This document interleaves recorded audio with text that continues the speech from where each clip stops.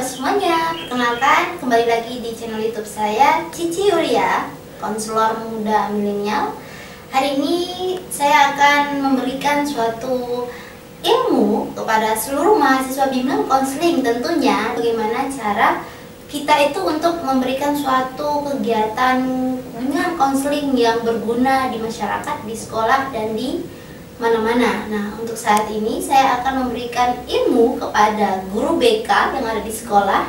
Kedua, saya akan memberikan ilmu kepada mahasiswa BK yang ada di seluruh Nusantara tentang bagaimana cara menginterpretasi hasil dari AUM umum. Nah, sebelum kita membacanya atau menginterpretasinya, tentu saya akan menjelaskan terlebih dahulu apa itu AUM umum. AUM umum merupakan salah satu alat instrumen non-tes yang ada di dalam bimbingan konseling, yang mana AUM umum ini merupakan alat ungkap masalah di dalam bimbingan konseling. Instrumen ini bisa digunakan untuk mengungkap masalah-masalah yang ada pada mahasiswa, tentunya peserta didik di sekolah maupun di SD, SMP, SLTA, dan juga bisa mampu digunakan untuk di masyarakat. Di dalam AUM umum, bidang-bidang masalah yang sering diberikan itu ada 10 jenis bidang permasalahan. Salah satunya itu bisa kita lihat di sini. Yang pertama itu adalah JDK. Apa itu JDK? JDK adalah jasmani dan kesehatan. Yang kedua itu adalah DPI. DPI adalah diri pribadi, masalah-masalah yang berkaitan dengan diri pribadi individu. Yang ketiga itu adalah HSO. HSO itu adalah hubungan sosial yang pada diri individu sendiri. Kemudian ada EDK. EDK adalah ekonomi dan keuangan. Jadi item yang bahas tentang permasalahan-permasalahan yang ada di ekonomi dan keuangan. Yang seterusnya yaitu ada KDP. KDP ini adalah karir dan pekerjaan. Yang kedua, yang selanjutnya itu ada PDP. PDP adalah pendidikan dan pelajaran. Dan juga ada item ANM. ANM ini adalah agama, nilai, dan moral. Kemudian ada HMM, hubungan muda-mudi. KHK, hubungan keadaan keluarga di dalam hubungan keluarga. Dan yang terakhir itu adalah WSG, waktu senggang. Jadi ke-10 item ini sangat berguna sekali. Kita bisa melihat bagaimana permasalahan-permasalahan yang bisa diungkap dari segi individu. Nah, untuk cara pengolahannya sendiri kita akan bisa bahas di lain segmen, bukan di sini, karena ini khusus untuk membahas tentang bagaimana cara kita menginterpretasi dari hasil AUM umum dan bagaimana cara kita membahasakan dari hasil AUM umum ini sendiri. Nah, untuk itu jangan di skip, kita lihat langsung saja seperti apa cara membaca. Untuk cara menginterpretasi AUM umum ini bisa diinterpretasi secara dua. Yang pertama itu dengan cara individu, yang mana siswa atau individu mengisi AUM umum ini secara individu. Nah, sedangkan yang untuk kelompok ini bisa kita lihat di layar, itu adalah bagian dari satu kelompok, misalnya dalam satu kelas atau satu lingkungan RT, misalnya ibu-ibu PKK, itu bisa digunakan dalam satu kelompok. Apa saja sih sebenarnya masalah-masalah yang ada di dalam kelompok tersebut? Jadi bagi guru BK atau mahasiswa BK yang sedang praktek PL atau yang sedang mengenal AUM umum, ini ilmunya sangat bermanfaat sekali, walaupun ini hanya sebatas standarisasi cara pembacanya, mulai dari pembukaan sampai dengan penutupan. Dari kata-kata yang akan kita gunakan itu tidak menyinggung dari individu kita, yang mana kata-kata yang akan kita persiapkan itu adalah kata-kata yang sangat positif sekali. Nah, hal yang pertama itu adalah dengan cara membacanya itu, yaitu pembukaannya. Pembukaannya itu kita menyapa dulu anak-anak semuanya. Saya berikan contoh seperti ini. Hai anak ibu semuanya, apa kabar hari ini? Sehat-sehat semua ya? Nah, seperti itu merupakan salah satu bentuk bagaimana kita memotivasinya. Namun, untuk secara keseluruhan kita harus tahu bagaimana apakah anak-anak kita itu sudah siap untuk mendengar dari hasil interpretasi kita. Saya ambil contoh untuk anak SMA. Nah, saya sudah mempersiapkan salah satu bentuk formatnya, bisa lihat di layar ini. Nah, ini adalah bentuk format dari hasil AUM umum individu, yang mana kita bisa lihat seperti biasa nama harus kita samarkan. Seperti yang kita ketahui, bahwasanya guru BK itu harus memiliki azas kerahasiaan. Namanya di sini saya beri kode 001, dia kelas berapa, alamat berapa, dan tanggal pengisiannya berapa. Nah, ini bentuk dari hasil dari AUM umumnya. Nah, Bisa kita lihat di sini anak A si 001 dia memiliki permasalahan di JDK itu dengan 25 item pernyataan. Dia memiliki permasalahan yang umum itu sebanyak 10 item pernyataan dia bermasalah. Dalam artian dari 20 item pernyataan dia memiliki permasalahan 10 di bidang jasmani dan kesehatan. Coba kita lihat dari item 10 itu apa saja. Ternyata dia memiliki permasalahan di item 001. Item 001 ini merupakan item yang bersifat tentang keadaan dirinya itu, kondisi fisik dan tubuhnya itu kurus atau gemuk. Nah, berarti kenapa dia memiliki 001? Berarti dia bermasalah, ada permasalahan. Mungkin dia tidak percaya diri dengan dirinya yang terlalu kurus, atau dia tidak terlalu percaya diri dengan dirinya yang terlalu gemuk. Nah, kemudian dia juga ada permasalahan di item-item pernyataan yang lain seperti bisa kita lihat di sini. Nah, gimana sih kok bisa ada ini? Dapatnya dari mana? Nah, membacanya itu dari waktu pengolahan umum. Nah, itu permasalahan siswa 001 di jasmani dan kesehatan. Kita lanjut pada bidang masalah DPI, diri pribadi. Nah, siswa 001 ini dia memiliki permasalahan sebanyak 5 masalah. Kalau dipresentasikan sekitar 33% permasalahan di bidang diri pribadi. Yang mana 33% ini kita ambil dari total 15 item pernyataan di bidang diri pribadi. Adapun permasalahan yang dialami oleh siswa 001 dari 5 masalah itu, item pernyataan yang dia ungkapkan dalam umum ini yaitu item nomor 58, bisa kita lihat di sini, item 71, item 75, item pernyataan 86, dan item pernyataan 87.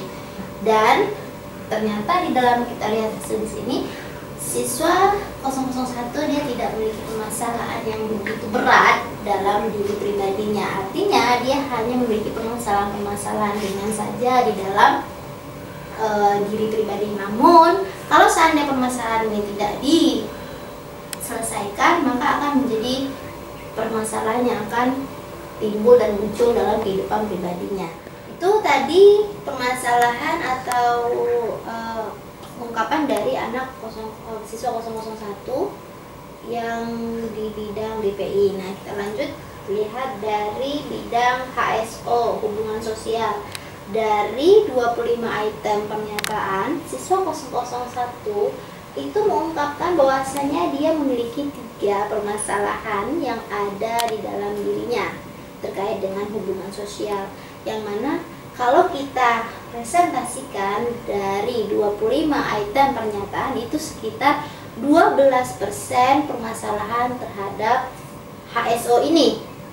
Namun permasalahannya tidak begitu serius, dalam artian permasalahan yang ringan, karena siswa 001 dia tidak menceklis atau tidak mencentang pada permasalahan yang berat. Intinya siswa 001 ini tidak memiliki permasalahan yang begitu berarti pada bidang HSO ini. Nah, kita lanjut lagi kepada bidang EDK atau ekonomi dan keuangan. Di segmen ini atau di bidang ini ternyata siswa 001 tidak memiliki permasalahan sama sekali.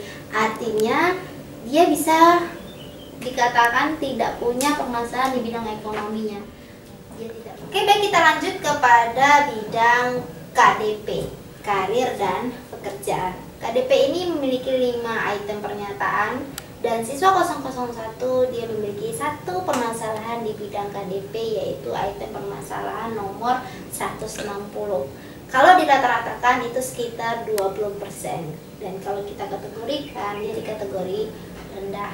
Bahwasanya siswa 001 tidak begitu memiliki permasalahan berarti di dalam bidang karir dan pekerjaan.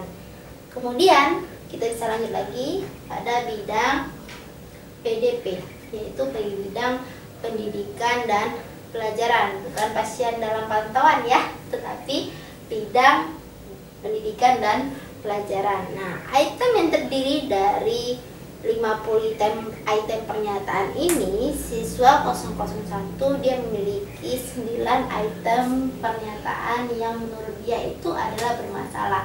Yang mana item pernyataannya ini bisa kita lihat di sini. Itu yang pertama adalah item 021, kemudian item 24, kemudian item 36, lanjut kepada item 51, kemudian item 82, kemudian 83, 85, dan juga item 97, 98. Nah, kalau kita kategorikan dari 50 item pernyataan, dia memiliki sekitar 18% permasalahan yang terdapat di dalam bidang pendidikan dan pembelajaran. Artinya, agama, nilai dan moral itu sangat penting di dalam kehidupan sehari-hari kita. Makanya umum masalah ini memasukkan salah satu bidangnya, yaitu adalah agama, nilai dan moral.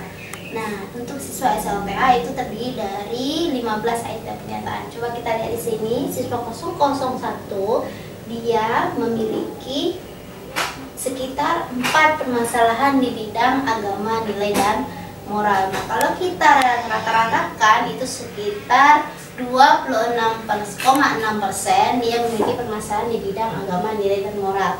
Yang mana itemnya itu bisa kita lihat, yaitu pertama item 014, kemudian item 15, kemudian item 26, dan item 45. Nah, kalau kita rata-ratakan dia ini di sekitaran range-nya itu pada kategori sedang, berarti dia memang memiliki permasalahan di bidang ini itu sedang dalam kegiatan bidang agama, nilai, dan moral. Namun dia tidak memiliki permasalahan berat di dalam bidang agama, nilai, dan moral. Kita lanjut kepada bidang permasalahan KHK, keadaan dan hubungan dalam keluarga, yang mana itemnya sebanyak 25 item pernyataan. Nah, siswa 001 di sini kita bisa lihat dia memiliki 18 permasalahan di bidang KHK. Artinya kalau kita kategorikan, kita presentasikan sebanyak 44% dia memiliki permasalahan di bidang KHK. Dari 18 ini item-item yang dia ungkapkan permasalahannya, yang mana item permasalahannya itu ada di nomor 63, 64, 65, kemudian 76, 77, 78, 79, 91, 92, dan 95. Dari 18 item pernyataan yang dia ungkapkan sebagai permasalahan, itu tidak ada permasalahan yang berat. Dalam artian dia hanya memiliki permasalahan yang ringan saja di item KHK ini. Oke, kita lanjut kepada WSG. WSG merupakan waktu senggang, karena kita tahu banyak dari mahasiswa atau siswa atau kita sendiri, kita nggak begitu bisa memanfaatkan waktu senggang, iya atau enggak? Iya pastinya, termasuk saya sendiri. Saya kadang juga agak bingung bagaimana cara mengisi waktu senggang. Nah, di sini dari 5 item pernyataan di sini, anak ini atau siswa ini tidak memiliki permasalahan di waktu senggang. Artinya dia bisa memanfaatkan waktu senggang dan sedemikian rupa, mungkin dia membuat PR atau mengerjakan suatu hal yang bermakna. Dari 5 item ini tidak ada satupun permasalahan yang dia isi. Oke, baik, cukup untuk bagaimana cara membaca secara individu, format umum secara keseluruhan pada siswa di SLTA. Setelah ini akan kita lanjutkan bagaimana cara membacanya secara kelompok, agar kita bisa tahu dalam satu kelas tersebut dia bermasalah dalam satu kelas itu apa saja. Nah, setelah ini jadi matikan dulu, skip sebentar, kita akan mulai di cara membaca secara kelompok. A few moments later. Syukron kasiran udah mau nonton channel YouTube ini. Makasih banyak. Jangan lupa dinyalain tombol notifikasinya dan subscribe channel ini. Semoga channel ini bermanfaat untuk kita semuanya dan juga bisa mendapatkan ilmu dalam channel ini. Terima kasih. Assalamualaikum warahmatullahi wabarakatuh. Bye bye semuanya.